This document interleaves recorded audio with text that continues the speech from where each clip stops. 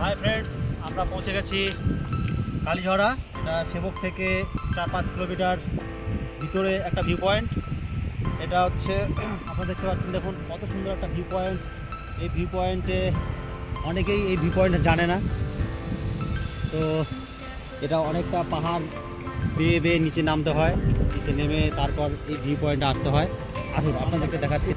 অসাধারণ লাগছে, আর নির্জন জায়গা, কেউ নেই, শুধু শান্ত একটা কোলাহল পরিবেশ।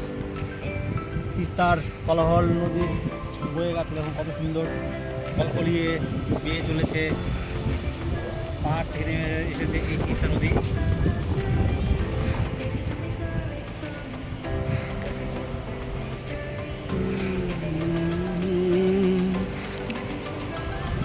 কি সুন্দর জায়গা, এখান থেকে লাভার জায়গা। এটা সুন্দর একটা বালির স্তূপ তৈরি হয়েছে।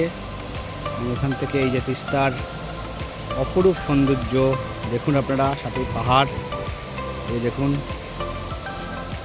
এই যে দেখুন, আহা আহা, মন জুড়িয়ে যাচ্ছে।